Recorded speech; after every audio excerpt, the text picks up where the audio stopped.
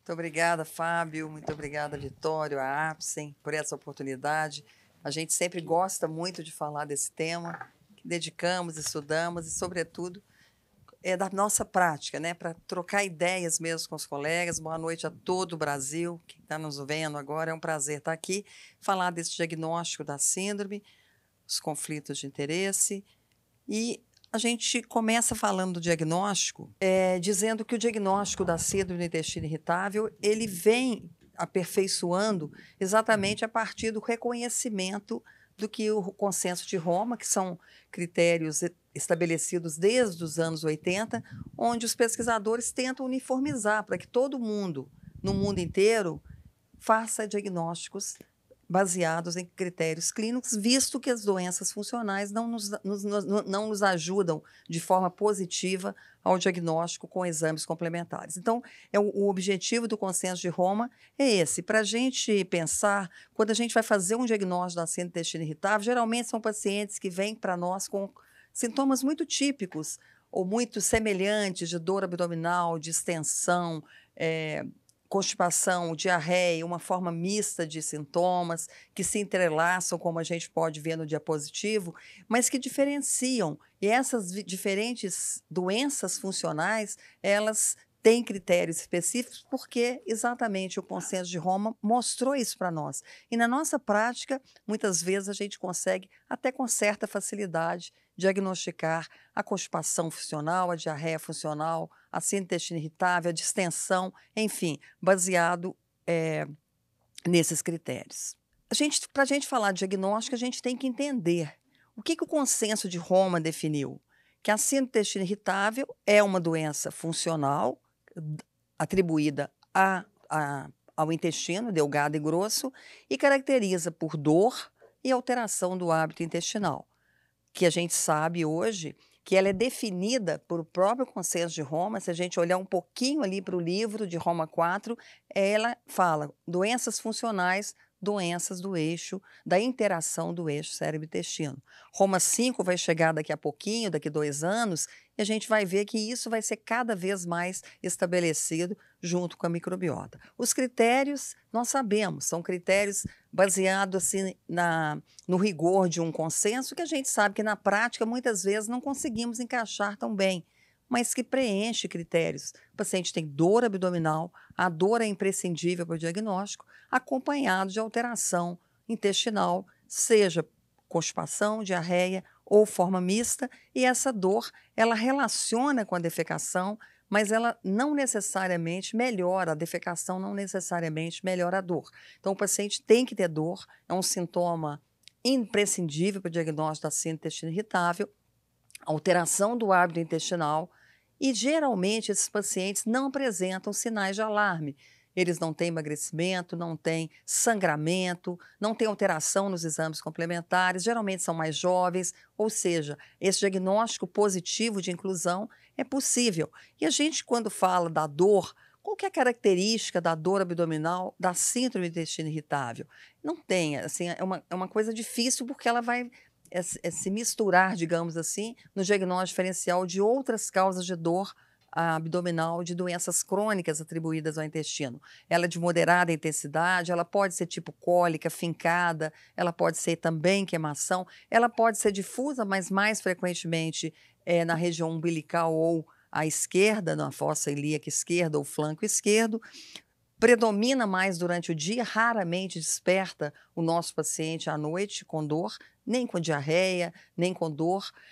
Ocorre, pelo Consenso de Roma, no mínimo uma vez por semana, mas geralmente o paciente que nos procura tem dor muito mais frequente que isso. Ela pode se relacionar à defecação. Muitos pacientes nos falam, eu evacuo e melhoro, mas não é necessário essa informação para o diagnóstico, e acompanha muito frequentemente distensão e flatulência. Os pacientes associam muito a dor à flatulência. Aqui, passando rapidamente, a partir do momento que a gente tem um diagnóstico, é fundamental classificar o paciente de acordo com o seu padrão de fezes. O subtipo determina, inclusive, o prognóstico e o tratamento que o Barbucci vai abordar depois. A gente tem diferenças importantes aí na abordagem terapêutica, dependendo do subgrupo, e, basicamente, a gente tem 3 grupos na prática, com diarreia, com constipação ou forma mista. E uma coisa muito importante é que pode alterar com o correr do tempo, ou seja, a gente sabe que um paciente chega para nós hoje com constipação, ele pode daqui a um ano chegar com a forma mista ou até com diarreia. Não é necessariamente ela é estática, digamos assim. Se ele tem forma com constipação, ele não terá isso sempre. Bom, esse é um algoritmo do próprio Consenso de Roma, diante desse paciente com características muito prováveis clinicamente de dor, de diarreia ou constipação, na ausência de sinais de alarme, a história clínica vai nos fazer com que esse algoritmo caminhe, a gente não precisa de fazer muito exame complementar, é essa orientação que podemos sim acertar em mais de 90% só com a história clínica, só com um diagnóstico baseado no exame físico e história clínica, e a partir do momento que a gente fez alguns exames complementares, que a gente vai comentar rapidamente, a gente deve então classificar esse paciente de acordo com seus sintomas principais. Então, estabelecer um diagnóstico positivo é fundamental, isso a partir de uma história bem feita, temos que ter tempo para atender esse paciente. A falta de tempo é um dos fatores de erro diagnóstico e é muito comum, realmente a gente às vezes tem pouco tempo, existem esses critérios todos que favorecem ainda mais a história de trauma no passado, na infância, na adolescência, predomina pela manhã e no máximo até o almoço, mas pode ocorrer em qualquer horário, mas raramente à noite, o paciente não tem sangramento, a não ser por muito esforço evacuatório, às vezes tem muita correlação com a alimentação, piora ou melhora com alguns alimentos. Então, todas essas características a gente tem que tentar obter na história clínica. Valorizar muito esses sinais de alarme no diagnóstico. O paciente, mesmo jovem, a gente sabe o diagnóstico às vezes importante com doença inflamatória na fase inicial, às vezes difícil na forma mista diarreica. Então, avaliar muito os sinais de alarme, sangramento, anemia, emagrecimento, história familiar e, como eu disse também, o surgimento dessa doença mais tarde. Quer dizer, se uma doença funcional se inicia depois dos 45 anos, a gente obrigatoriamente terá que investigar um pouco mais. E o diagnóstico é de inclusão e a gente é orientado pelo Consenso de Roma e na prática também a fazer os exames complementares de uma forma muito individualizada, de forma mínima, mas é claro que a gente vai precisar de alguns exames para que a gente possa fazer esse diagnóstico de inclusão.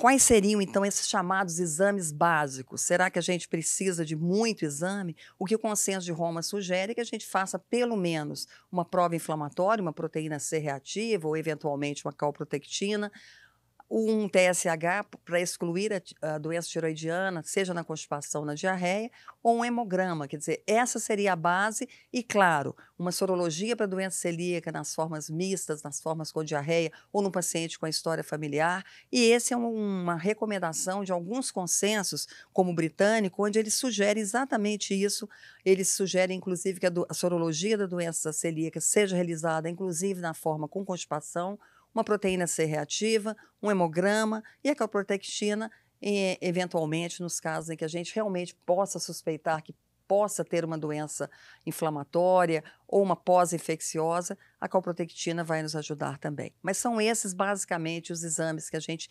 necessita, ou pelo menos vai fazer a divisão de água. A colonoscopia em pacientes, obviamente, que preenche critério para fazer esse exame por questão de idade, de história familiar, mas para a síndrome do intestino irritável, basicamente na forma com diarreia ou mista, e se a gente fizer essa colonoscopia, sugere-se realizar as biópsias seriadas em busca de um diagnóstico raro, mas possível, que são as colites microscópicas. O que mais investigar nesses pacientes depende, é muito individual. Temos que lembrar de alguns diagnósticos que são hoje, ou pelo menos que a fisiopatologia hoje é muito estudada, como, por exemplo, a má absorção de ácidos biliares, ainda não temos como avaliá-los na nossa prática. as intolerâncias alimentares, que muitas vezes a gente vai fazer o tratamento clínico, ou pelo menos o tratamento baseando na história do paciente, nas intolerâncias que ele relata, mas temos como fazer alguns outros, os testes para doença celíaca, ou pensar na hipersensibilidade ao glúten, deficiências de carboidratos, frutose, lactose, frutanos, a colite microscópica que eu já comentei, e também a gastroenterite eosinofílica, que cada vez mais tem sido descrita e que a gente tem que pensar, mas isso em condições muito específicas. Lembrar que é comum que os pacientes com intestino irritável tenham outras doenças associadas, funcionais do aparelho digestivo, ou mesmo, por exemplo, fibromialgia, cistite intersticial. Então, esses dados da história também vão nos ajudar a fazer um diagnóstico positivo. E prioridades essenciais é história. Interrogar sobre todos os sintomas, sinais de alarme, investigação dietética, avaliar individualmente que exames que devem ser realizados, os medicamentos que já foram usados, aqueles que estão sendo usados, e saber se o paciente teve ou não resposta aos tratamentos anteriores.